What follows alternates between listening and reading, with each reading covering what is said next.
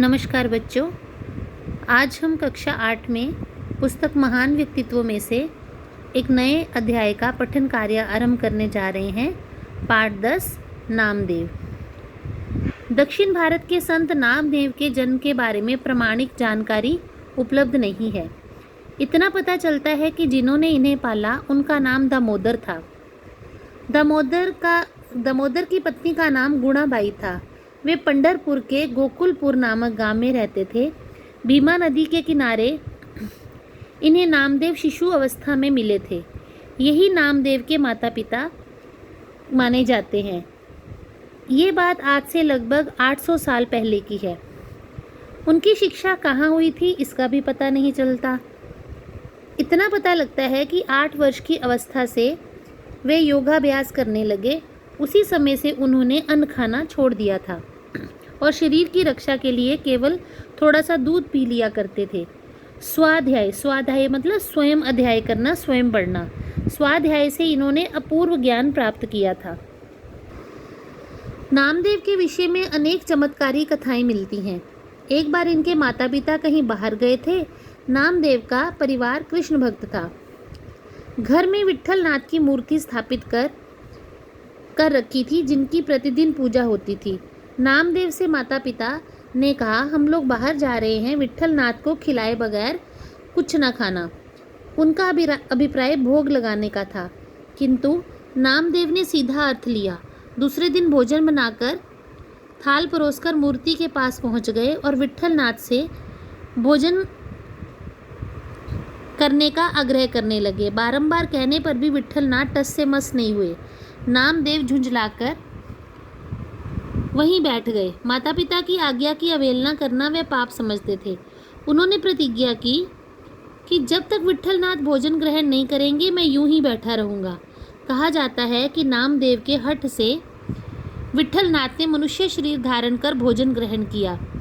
नामदेव के पिता घर लौटे तो उन्होंने ये घटना सुनी।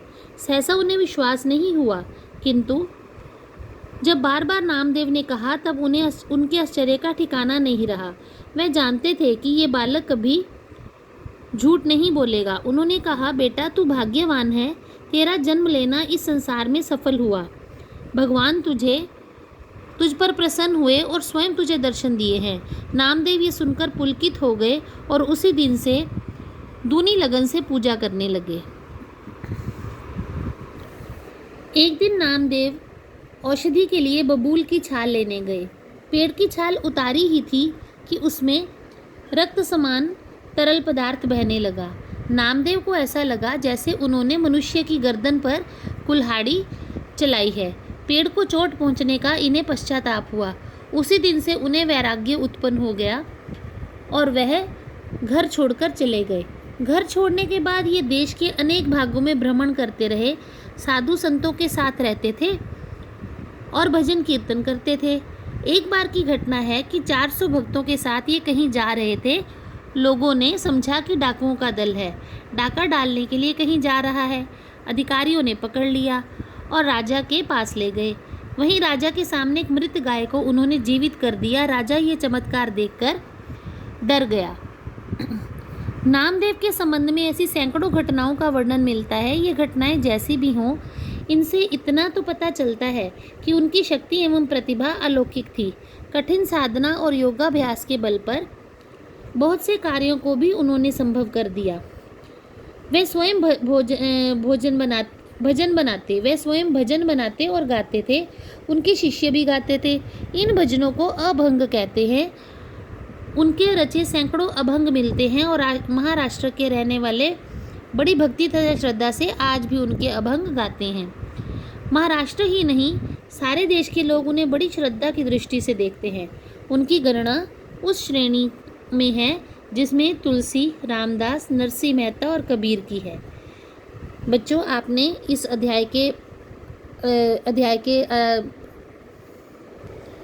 पढ़ने के बाद नामदेव जी के जीवन के बारे में बहुत सारी घटनाओं को जान लिया होगा और ये भी जान लिया होगा कि वो परमात्मा के अनन्य भक्त थे और ऐसे भक्त थे जिन्हें परमात्मा ने समक्ष रूप में, प्रत्यक्ष रूप में दर्शन दिए थे।